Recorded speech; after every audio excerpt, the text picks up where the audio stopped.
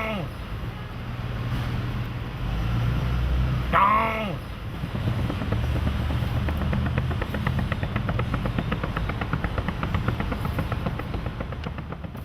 away.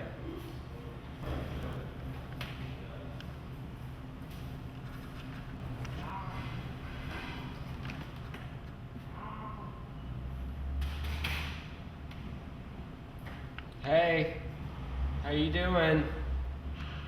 It's good to see you. Good to see you. Really is.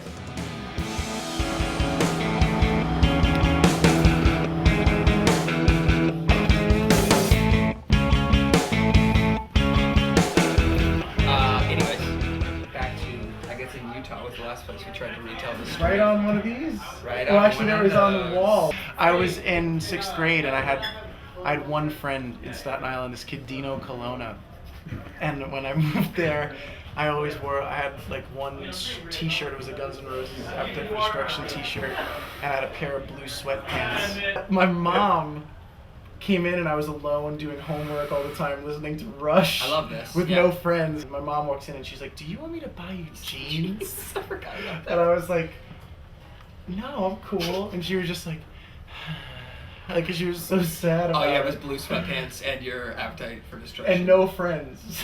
Dino. Just so you know. Dino, the name of a dog from the Flintstones. Yeah, that's not an equation that rakes in the friends. No, it isn't. No, yeah, okay, so all right, so Dino had this one friend, Billy Cregan, and I thought we were all friends. And one day we were hanging out, we were friends, and the next day I get off the bus, and Billy Cregan's there, and he was a big kid. At that time he was much bigger than I was. 7'5". He was like 7'5", 235,000 How old was pounds. he? He was 30. He was So 31. wide. And I get off the bus, and I'm like, "Hey, Billy, what's up?" And he's like, "Hey," boom, and just hits me in the face.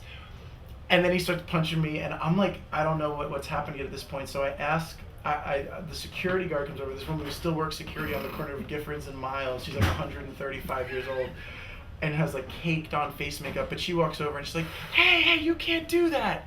Here, go to the woods." Just like that. And so all of us all the kids are like, "Find the woods, oh Massive schoolyard brawl. But in the woods, But dude. you didn't go to the woods. Well, wait. First. No. Go on. So I stop at my house first. I go to my father and I'm like, "Dad, I have to get in a fight. I'm gonna fight this kid Billy Cregan." And he's like, so happy. He's like, "Son," like it was a big day for us. He was like, "I'm really proud of you. You gotta stick up for yourself." Right, yeah. So I go in my bedroom and I think, well, I'm gonna get beat up. He's bigger than me and I can't fight. And so I was in Little League at the time, and I got my cup, my athletic supporter, and I put it on.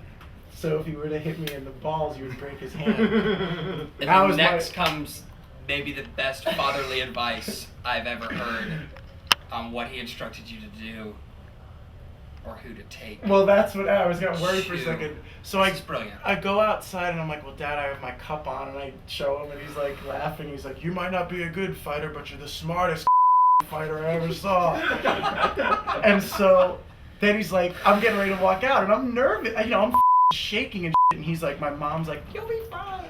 And then he's like, "Bring Daniel." And I'm like, "I'm sorry." And he's like, "I want you to bring your brother Daniel." My brother Daniel's like 8. And I'm like, "I'm not bringing him. I'm getting my ass kicked." To watch you get annihilated. Yeah, he's like, "Bring him. You better bring him with you. He needs to see this. He needs to learn." I just imagine, the best part is I imagine you you're like in your room, like softly writing songs on a ukulele, and you walk out to the bus and you're like, "Billy!" He's like, "Get off me." You go home, you write like one other like little verse, like a little bridge, progression out. Yeah, just trying to figure that Rush progression out on your ukulele. Okay.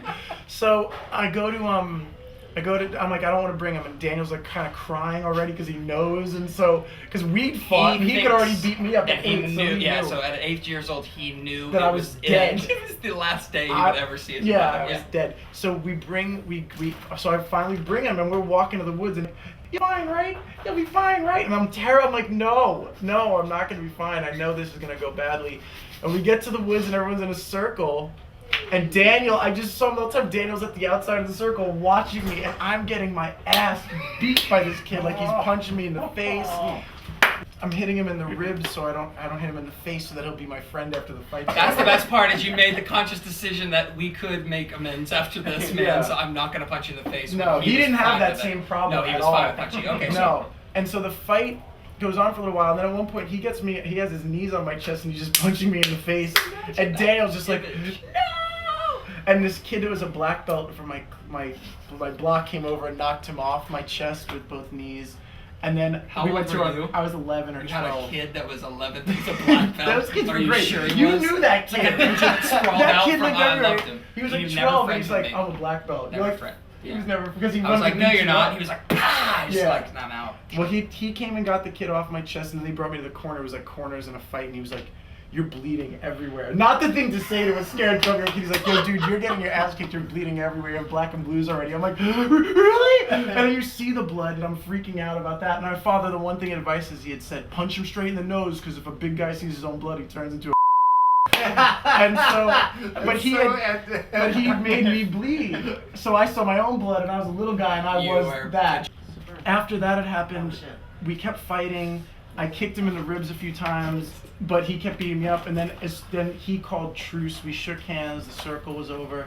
I walked home with Daniel, and me and Billy Cregan were friends after that for a little while. But I had Where did Billy go? lumps on my head, like I was taking a shower, and I was like weeping in the shower because it hurt to touch my own hair. Still playing a little ukulele at that point. Curled up. And that's really, in essence, that's what happened.